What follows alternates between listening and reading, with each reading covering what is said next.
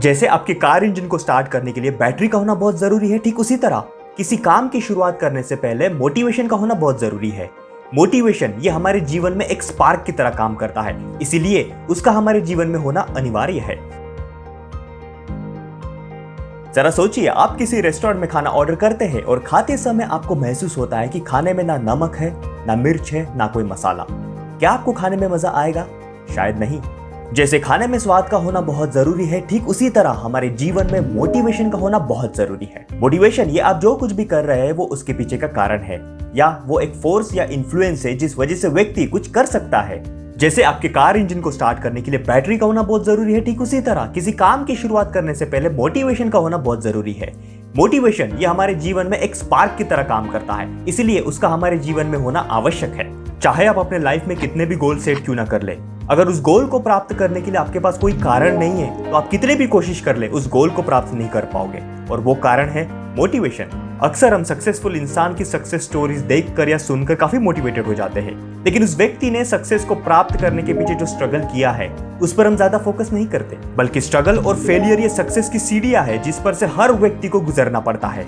आज आपके सामने मैं 3 अलग अलग ऐसे व्यक्तियों की कहानी लेके आया हूँ जिनकी लाइफ के स्ट्रगल और फेलियर को सुनकर आपको विश्वास नहीं होगा कि सक्सेस का भी इतना डरावना रूप हो सकता है, और इन तीनों व्यक्तियों की कहानी आपके जीवन में मोटिवेशन भर देगी। याद रहे, सक्सेस स्टोरी से ज्यादा फेलियर स्टोरीज आपके जीवन में अधिक से अधिक प्रेरणा देती है। तो बने रहिए इस वीडियो के अंत तक। अगर आपने इस चैनल को सब्सक्राइब नहीं किया है तो नीचे सब्सक्रिप्शन बटन है, उस पर क्लिक करें और बेल आइकन को प्रेस करना ना भूलें, ताकि आपको इस 60 डेज चैलेंज के आगे की वीडियो कंटिन्यूस मिलते रहे। सबसे पहले मैं बताने जा रहा हूँ एक ऐसे इंसान की कहानी जिसने बिना हाथ पैर के जीती है जिंदगी की जंग। जब कभी भी हमारे लाइफ में प्रॉब्लम्स और डिफिकल्टीज आती है तो हम में से ज्यादातर लोग ये सोचते हैं कि ऐसा मेरे साथ क्यों हो रहा है।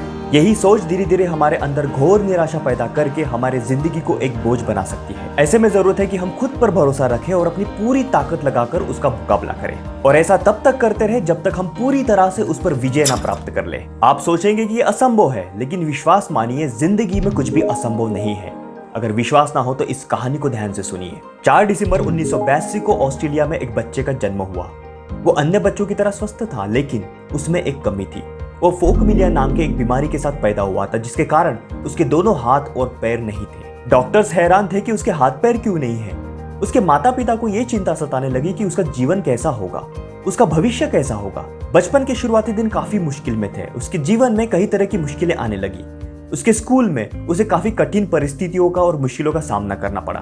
उसके विकलांगता और अकेलेपन के कारण वो निराशा के अंधकार में पूरी तरह से डूब चुका था। वो हमेशा यही सोचता था और भगवान से प्रार्थना करता था कि काश उसे उसके हाथ पांव मिल जाए। वो अपनी विकलांगता से इतना निराश था कि 10 साल की उम्र में ही उसने आत्महत्या करने की कोशिश की, लेकिन फिर उसके माँ के द्वारा उसे दिए गए एक लेख को पढ़कर उसके जीवन के प्रति देखने का नजरिया पूरी तरह से बदल गया। वो लेख एक अपंग व्यक्ति के जीवन पर आधारित था कि कैसे एक अपंग व्यक्ति ने अपने जीवन विजय प्राप्त की। उस दिन उसे इस बात का एहसास हुआ कि वो अकेला व्यक्ति नहीं है इस दुनिया में जो संघर्ष कर रहा है। धीरे धीरे वो समझ चुका था कि चाहे तो वो अपनी जिंदगी को सामान्य तरीके से जी सकता है।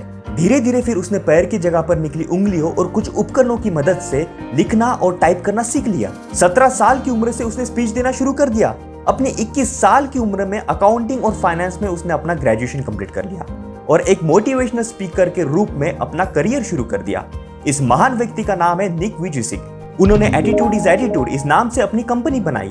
निक को पूरे विश्व भर में एक मोटिवेशनल स्पीकर के नाम से जाना गया, क्योंकि उसका जीवन अपने आप में एक चमत्कार है। उन्होंने इंस्पिरेशन और पॉजिटिविटी का संदेश देने के लिए लाइफ विदाउट लिम्स के नाम का एक एनजीओ स्थापित किया। निक आज ना सिर्फ एक सक्सेसफुल मोटिवेशनल स्पीकर है, बल्कि वो हर चीज कर सकता है जो एक सामान्य व्यक्ति कर सकता है। बचपन से हाथ पैर ना होने के बावजूद वो आज गोल्फ खेलते हैं, फुटबॉल खेलते हैं, स्विमिंग करते हैं, स्काई डाइविंग करते हैं और सर्फिंग भी करते हैं। और आज वो दुनिया को जिंदगी जीने का तरीका सिखाते हैं। जहां हम छोटी छोटी बातों से हताश और परेशान हो जाते हैं, वहां निक जैसे लोग हर पल इस बात का एहसास दिलाते हैं कि कुछ भी असंभव नहीं है। प्रयास करने से सब कुछ आसान हो जाता है। दूसरी कहानी में एक ऐसी व्यक्ति की बताने जा रहा हूँ जो एक एथलीट, ऑथर और माइंडसेट कोच है। इस फोटो को ध्यान से देखिए, उस व्यक्ति की है जिसके बारे में मैं आपको बताने जा रहा हूँ। ये 2011 के ऑस्ट्रेलिया में हुए आयोजित कैम्बरली अल्ट्रा मैराथन प्रतियोगिता में हिस्सा लेने वाली तुरिया पीट की है। दुर्भाग्य से उस अल्ट्रा मैराथन प्रतियोगिता के दौरान बुश फायर के वजह से आग ने तुरिया पीट को अपने में लपेट लिया और उसके पूरे शरीर को 64% तक जला दिया। तुरिया को 2 साल तक हॉस्पिटल के चक्कर काटने पड़े और उसके 100 से भी अधिक ऑपरेशंस हुए। ऑपरेशन के बाद तुरिया का चलना तो दूर, उसको अपने बेड से भी उठना मुश्किल हो गया था। तुरिया ने अपने दिमाग के अंदर की शक्ति को महसूस किया और कैसे कैसे अपने बिस्तर से उठना और यहाँ तक चलना भी शुरू कर दिया। तुरिया की हालत इतनी गंभीर थी कि उसके लिए अपने हाथों से कोम करना और नहाना भी एक चैलेंज लगने लगा था। वो उसके लाइफ का सबसे लो पॉइंट था। तुरिया का कहना है कि उसके भीतर से उसे 2 आवाजें आती थी। एक आवाज जिसे वो नेगेटिव वॉइस कहती है, उसे कहती थी कि वो पहले की तरह बेहतर नहीं है, वो स्टूपिड है, बदसूरत है और वो जिंदगी में फेल होने वाली है। और दूसरी आवाज जिसे वो पॉजिटिव वॉइस कहती थी, वो उसे कहती थी कि आई कैन डू इट। उसने अपने दूसरे आवाज यानी पॉजिटिव वॉइस की ओर फोकस किया और अपने चैलेंज भरे जिंदगी को एक्सेप्ट कर लिया। और इसी एटीट्यूड की वजह से वो वापस आयरन मैन नामक अल्ट्रा मैराथन में पार्टिसिपेट कर पाई। तुरिया का कहना है कि हमारी जिंदगी का मोटिवेशन हमारा वाई यानी पर्पस होता है, जो रोज सुबह बिस्तर पे से हमें एक्साइटमेंट के साथ उठाता है। उस पर्पस को ढूंढे, उस कारण को ढूंढे और वही आपके जीवन का सबसे बड़ा मोटिवेशन है। तुरिया पीठ के खूबसूरत मोटिवेशनल लाइंस में आपको बताना चाहूंगा, जीवन बहुत कीमती है, हमें जिंदगी में सिर्फ एक शॉट मिलता है और यह एक वीडियो गेम की तरह नहीं है, और जहां आप मर जाते हैं तो आपको एक और मौका मिलता है। रियल लाइफ में बार बार अपॉर्चुनिटी नहीं मिलती।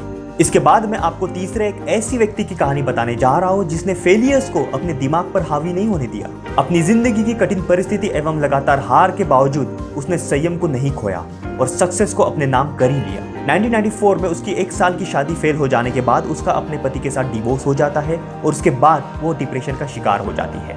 इतना ही नहीं बल्कि उसका जॉब भी उसके हाथ से चला जाता है और उसके पास रहने के लिए कोई छत भी नहीं होता, और ऐसे हालत में उसे अपने 5 महीने की बच्ची की देखभाल करना भी मुश्किल हो जाता है। इन सब हादसों की शिकार होने से पहले उसकी माँ की भी मृत्यु हो जाती है। उसके पिता के साथ प्रॉपर रिलेशन नहीं होने की वजह से उसका मिसकैरेज भी हो जाता है। जिंदगी में लगातार अनगिनत प्रॉब्लम्स आने की वजह से वो क्लिनिकल डिप्रेशन का शिकार हो जाती है और आत्महत्या करने का फैसला करती है, लेकिन आखिर वो मरने से इनकार कर देती है और डिप्रेशन और गरीबी से अपने आप को दूर रखने के लिए अपना पूरा ध्यान नॉवेल्स लिखने पे केंद्रित कर देती है और एक Harry Potter and the philosopher's stones नामक नॉवेल को पब्लिश करती है जिसका नाम है जेके रॉलिंग। बट फेलियर्स ने उसका साथ तब भी नहीं छोड़ा। 12 पब्लिशिंग हाउस ने उस नॉवेल को रिजेक्ट कर दिया, पर उसने हार नहीं मानी। 13वीं बार उस बुक को लंदन के ब्लूम्सबरी नामक पब्लिशिंग हाउस में सबमिट किया और उसकी नॉवेल वहां एक्सेप्ट हुई और उसे पब्लिश किया गया। और 5 साल के भीतर उस नॉवेल ने यूएस और यूके में बुक सेल का रिकॉर्ड बना दिया और इसके अलावा British book award for the children's book of the year का भी अवार्ड अपने नाम कर लिया। और वार्नर ब्रोस जैसे महान प्रोडक्शन हाउस ने उस किताब को 7 डिजिट फिगर में खरीद लिया और करीब 10 साल में the Harry Potter book series the best selling book series of all time भी बनी और 500 मिलियन से भी ज्यादा कॉपीज पूरी दुनिया भर में बिक गई और रॉलिंग दुनिया की पहली बिलियनियर ऑथर बनी। जब जेके रॉलिंग को पूछा गया कि उनकी बुक्स इतनी सारी पब्लिशिंग हाउस से लगातार रिजेक्ट होती गई तो ऐसी कौन सी चीज है जो उन्हें मोटिवेट करती गई, उन्होंने कहा कि मेरे पास खोने के लिए कुछ भी नहीं था और यही चीज मुझे बहादुर बनाती गई और मोटिवेट करती गई। जेके रॉलिंग ने फेलियर को लर्निंग समझकर बार बार कोशिश करती गई और तब तक जब तक वो सफल ना हो जाए, और यही सफलता का बहुत बड़ा मंत्र है। जिंदगी द्वारा दी गई हर चीज को खुले मन से स्वीकार कर लेना चाहिए, चाहे वो कितना मुश्किल क्यों ना हो। मुश्किलें ही वो सीढ़ियां हैं जिन पर चढ़कर हमें जिंदगी की कामयाबी और खुशी मिलती है। जो हमारे पास है उसके लिए धन्यवाद दे।